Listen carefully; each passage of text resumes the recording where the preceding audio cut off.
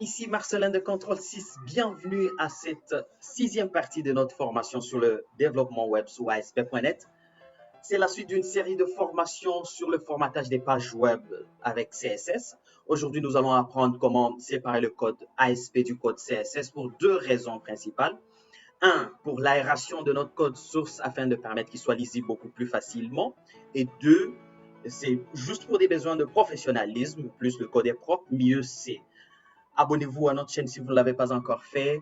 N'oubliez pas d'activer la cloche de notification pour ne rater aucune nouvelle vidéo. Merci et c'est parti pour les bonnes choses. Restez avec nous jusqu'à la fin de cette vidéo.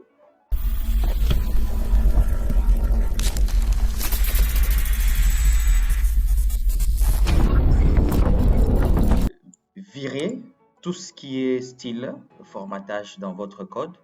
En tout cas, moi, j'ai déjà juste le code HTML, comme on l'a dit. Nous allons avoir maintenant un fichier séparé pour, pour essayer un peu d'aérer notre code HTML. Donc, là, je vais déjà aller dans mon Solution Explorer. Je vais créer un nouveau dossier. C'est dans ce dossier-là que je vais placer mon fichier de style, mon style, c'est-à-dire le fichier qui va contenir le style. Là, je vais ajouter dans le dossier, n'est-ce pas, le fichier que j'appelle le style style sheets, d'accord? Et je l'appelle d'ailleurs style. Il faut bien respecter la case. S commence par majuscule, donc ça respecte très bien. Donc voilà, je viens de créer mon fichier de style et il vient par défaut avec déjà un code CSS, d'accord? Et dans ce code, il commence par body. Donc pour écrire un code CSS, on commence par une balise, soit une classe, soit un ID, n'est-ce pas? Chaque élément, vous savez, chaque élément que nous avons dans le code HTML ici, on peut lui attribuer un ID. Par exemple, là, c'est un ID. Donc ça, cet élément-là a comme ID image1. Donc là, soit vous mettez une balise, soit vous mettez une classe, on va le voir, soit vous mettez un ID. Alors, la deuxième étape à faire, c'est de maintenant lier notre code, n'est-ce pas? Et là, vous écrivez rel, c'est style sheet, et puis href, vous mettez notre code qui est CSS, n'est-ce pas?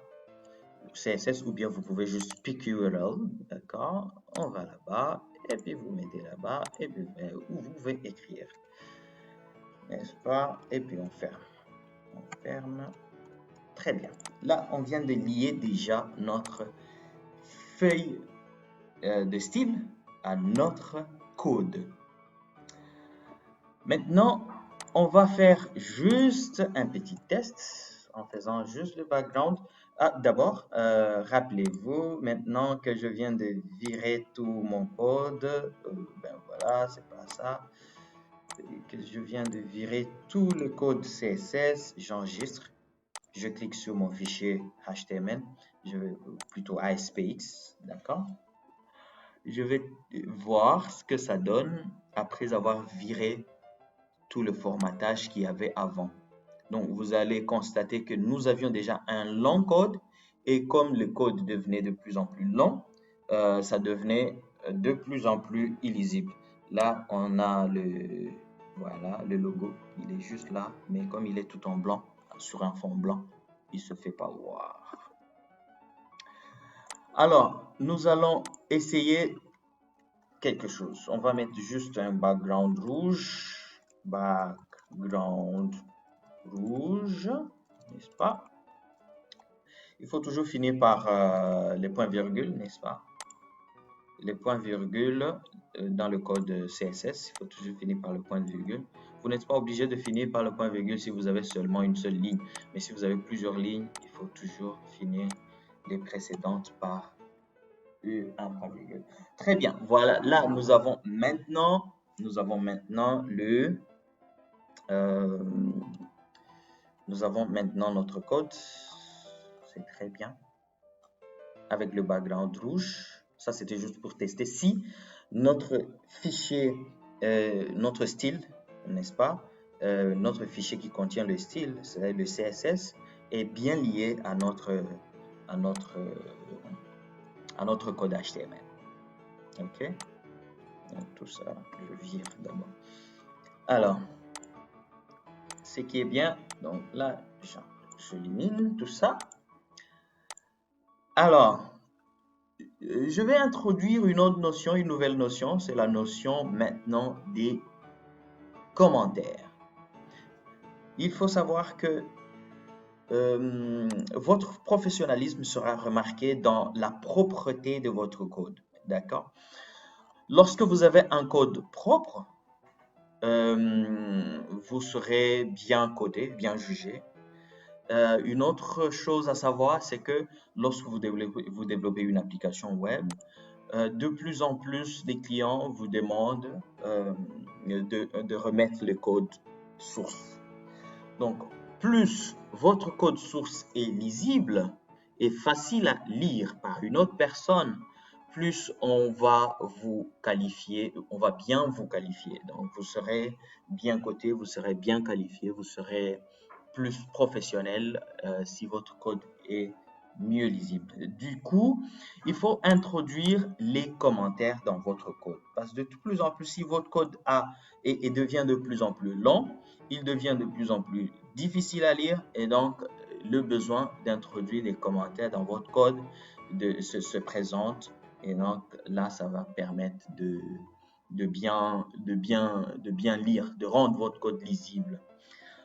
Alors, pour écrire un commentaire, vous allez faire comme des balises, en fait.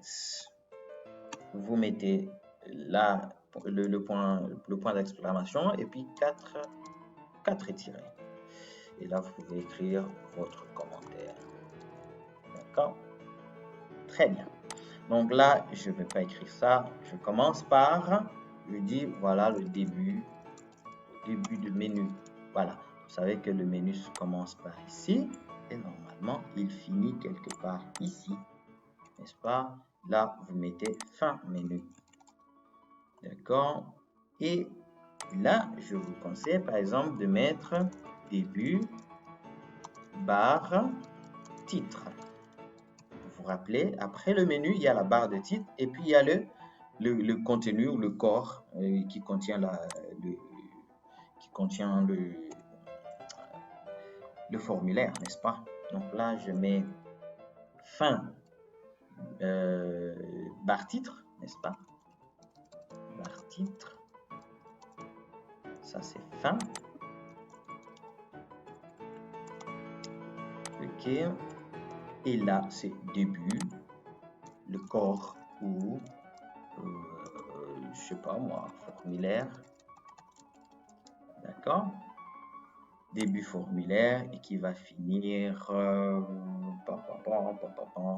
Ouais, on pouvait aussi le mettre juste là à l'intérieur en mettant un espace comme ça. Début, espace, je préfère comme ça. Et puis il finit juste là. Oups.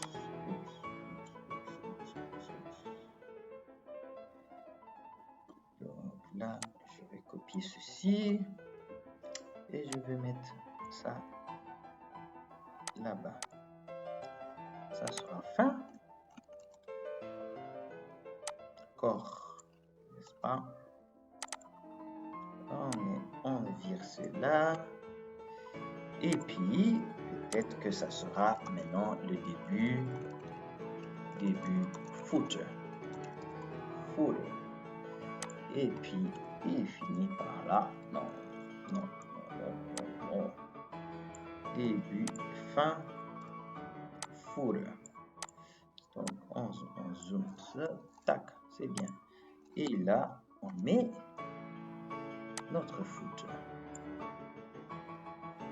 C'est pas food. Très bien. Allez. C'est bon. Là, je viens de très bien commenter. Eh bien, là aussi, peut-être je peux mettre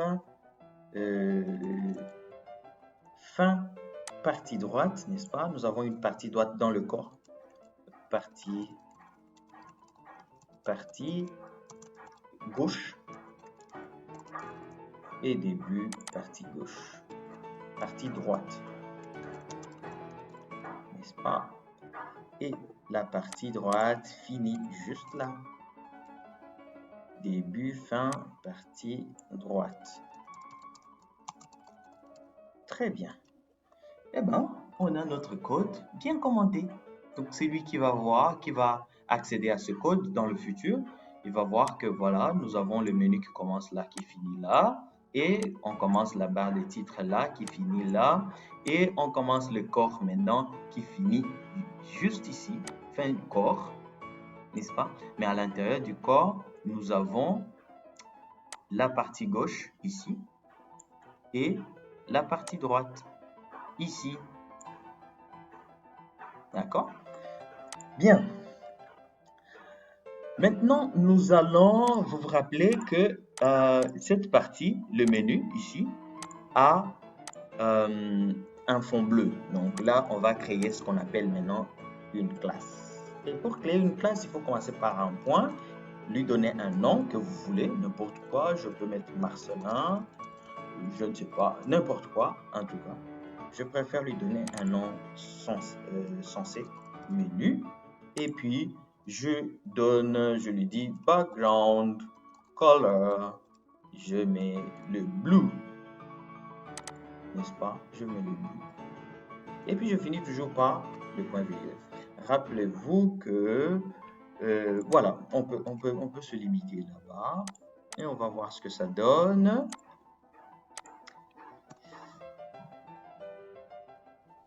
Ça n'a pas marché justement. Pourquoi? Parce que on n'a pas lié la classe. Donc là, pour maintenant appeler la classe qu'on venait de créer, on va juste écrire dans le div qui contient le menu, on va juste écrire classe égale, on l'appelle par son nom, menu. Si on avait écrit Marcelin, il nous aurait proposé le nom Marcelin par là. Et voilà. Je crois que là, ça doit donner des résultats. Très bien. C'est très bien. Donc maintenant, nous avons le menu qui est en fond bleu. Et c'est bien. Maintenant, on va s'arranger pour diminuer la taille de ce logo parce qu'il est quand même assez large. Et je vais le diminuer encore une fois dans le fichier ici, dans le style CSS. Donc, et vous voyez que c'est quelque chose vraiment de très très bien aéré. Et pour atteindre l'image, le logo, donc je vais juste appeler la classe qui contient cette partie, c'est-à-dire le menu, et puis je vais dire image. Voilà, j'appelle l'image grâce à la classe menu qui le contient, d'accord? Et puis je dis par exemple width et je mets 200 pixels par exemple. Après, on va pas mettre 200 pixels parce que avec 200 pixels, c'est une dimension fixe. Il faut qu'on ait des dimensions flexibles qui varient avec la taille des écrans. Rappelez-vous que nous sommes maintenant dans un monde où on utilise les laptops, on utilise les tablettes, on utilise les téléphones et ce sont des tailles des écrans qui varient pendant que votre site ne varie pas. Donc, si vous mettez des tailles fixes, comme 200 pixels, sur un laptop, c'est petit, mais sur un téléphone, ça devient trop gros. Donc, il faut plutôt adopter les tailles en pourcentage. Quand vous mettez, par exemple, 200%, c'est-à-dire que ça va prendre le pourcentage du conteneur. Donc, le pourcentage du conteneur. Là, on est à 200%. Non, 200% justement parce que, regardez, le 100% c'est ici. Et là, il vient de prendre la taille 200% de l'écran, de mon écran. C'est jusqu'à con, d'accord? C'est la moitié en fait. Je viens de lui donner une plus grande taille, 2 fois la taille de mon écran. Alors, je pourrais lui donner, par exemple, 50%, 50% de la taille de mon écran. Voilà, ça c'est 50% exactement. Vous voyez que ça divise pratiquement la taille de mon écran en deux. Mais ce n'est pas la taille de l'écran. Il faut vraiment tenir compte de la taille du conteneur. Pour l'instant, le conteneur, c'est quoi? C'est toute la partie bleue, n'est-ce pas? Si cette partie bleue change, vous allez voir que le logo aussi change. Regardez. Tac, tac, tac, tac, tac, tac, tac, tac, tac, tac, tac, tac, tac, tac. Et il suit toujours la taille de mon écran, plutôt du conteneur. Ce qui est très bien. Donc, à la fin, nous allons adopter les tailles flexibles qui sont, voilà. Pour l'instant, je garde ces tailles-là. On va voir les raisons après. Alors, la deuxième chose à faire, c'est de virer cet espace. Donc là, on n'en veut pas, en tout cas les espaces ici, les marches ici, à côté qui entourent le body, c'est le corps. Donc je mets padding ou margin 0 et le padding également à 0. C'est très bien. Pac, pac, pac, c'est très bien. Tout vient de toucher le fond. Maintenant, on s'attaque au menu, d'accord? Rappelez-vous que le menu doit flotter à gauche, le logo à droite. Donc là, je crée d'abord, n'est-ce pas? Je crée d'abord la classe logo. J'appelle ça logo, d'accord? Non, non, ouais. Donc, j'appelle ça logo, je flotte ça à left et je laisse. Je crée une autre classe cette fois-ci.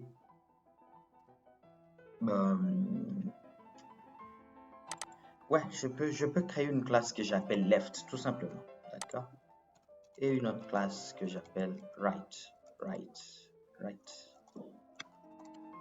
Que je flotte. On va voir tout ça, comment ça marche. Très bien. Donc, j'ai une classe left et une classe right. Là, je vais juste... ce sont des classes qui me permettent en fait de flotter les objets à gauche ou à droite. Vous vous rappelez le float, n'est-ce pas? Donc là, je vais appeler ce div qui contient le logo et je vais appeler la classe left, n'est-ce pas? Pour que lui, il aille où? À gauche et l'autre à right, n'est-ce pas? Et je vais voir ce que ça donne. Tac, c'est très bien. C'est très bien, c'est très bien. Donc là, nous avons maintenant le logo à gauche et les menus, les items de menu à droite. Alors, je vais créer une autre classe, cette fois-ci que je vais appeler item. Logo, non, menu item, d'accord? Ça, je vais mettre menu item. Non, pas comme ça. Menu item. Dans le menu item, la première chose, rappelez-vous, la première chose que je vais faire, c'est de mettre, donc les menus items, ce sont tous les items de menu qui sont à droite. Je vais mettre d'abord la couleur. Je vais leur donner tous une couleur blanche. F, 6 fois, n'est-ce pas? Et je vais l'appeler dans le menu ici que j'appelle menu item. Donc, je peux mettre, comme vous pouvez le voir, dans ce div, je peux appeler plusieurs classes en même temps. D'accord? Donc là, c'est la classe qui permet seulement de flotter. Étant donné que c'est une classe que je vais utiliser peut-être dans plusieurs autres parties juste en bas ici, donc je vais garder cette classe que pour le float. Par contre, ce menu item va me permettre de faire d'autres manipulations sur les menus, les items là, les listes d'items. Alors, là, color égale white. J'enregistre, je vais voir s'il me prend tout en blanc. Alors, oui, il me prend tout en blanc, sauf que, étant donné que ce sont des liens, les liens par défaut, ils prennent la couleur bleue, n'est-ce pas? Donc, on va essayer d'éliminer tout ça. Alors, comment on élimine? Je crois que menu item. Ok. Allez, on va créer quelque chose d'autre.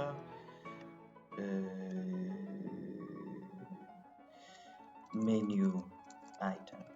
Oui, on appelle les listes, n'est-ce pas? Menu item list, d'accord? Et puis on fait list decoration, list style, non. List style, c'est-à-dire ne pas mettre de points. D'accord, c'est très bien. On va mettre une autre classe menu item lit A. On appelle la liste, les balises liste. À l'intérieur des listes, on accède à toutes les balises des liens, n'est-ce pas? Et puis, on va dire color white. Cette fois-ci, c'est ici qu'on met la couleur blanche, FFF. Et puis, on met la decoration, text decoration. Ouais, il est juste là. Je mets none. Text decoration, c'est pour supprimer tout ce qui est là, comme blablabla, n'est-ce pas? Les surlignements des textes. Et bien voilà, nous avons déjà notre.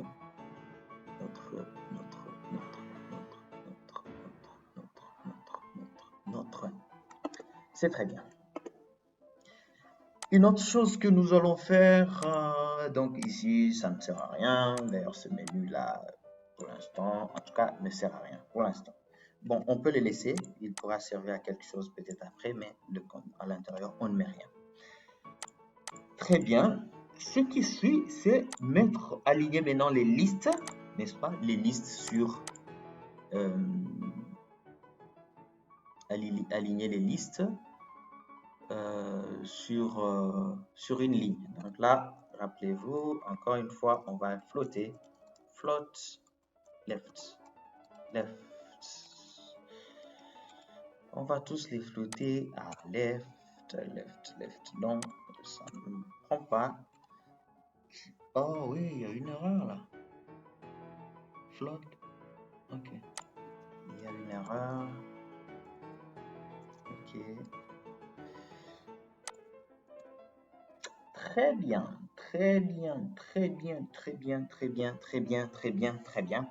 Donc, tous viennent d'être maintenant flottés à gauche. Puis, ce qui va suivre maintenant, c'est de dire aux listes de mettre le margin left. À chaque liste, on va lui accorder une margin left de 20 pixels. Je me rappelle plus très bien. Donc, très bien. Ça, c'est très bien. Et puis, dans le menu, n'est-ce pas? Dans le menu, le bloc menu, nous allons mettre un margin, un padding right.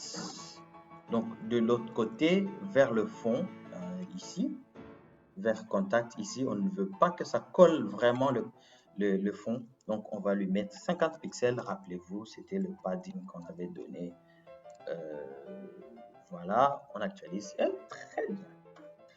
Bien sûr, il faut aussi lui donner le padding left aussi. Donc là, je peux mettre comme ça ou bien je mets seulement 0 en haut, 0 pixels en haut, 50 pixels à droite, 0 pixels en bas et 50 pixels à gauche. C'est comme ça que ça marche dans le sens des aiguilles d'une montre. Et très bien, vous pouvez voir que le logo aussi vient de se décaler. il n'est plus collé comme il était avant. La dernière chose avant qu'on finisse cette vidéo, c'est de mettre le font Family à Arial comme c'était avant pour tout le monde. Donc, sur toute la page, nous avons maintenant le font Family à Arial. Et nous allons nous limiter par là pour aujourd'hui. Merci beaucoup d'avoir suivi cette vidéo. Si vous ne l'avez pas encore fait, n'oubliez pas de vous abonner à cette chaîne et d'activer la cloche de notification pour ne rater de nouvelles vidéos que nous publions désormais chaque semaine. Si vous avez des questions à nous poser, laissez-les dans les commentaires et nous allons revenir vers vous. Si vous voulez avoir le code source de cette formation, laissez-nous juste un petit commentaire ou contactez-nous grâce au lien que nous allons laisser dans la description de cette vidéo. Et nous allons vous renvoyer gratuitement, les codes sources de toutes les formations.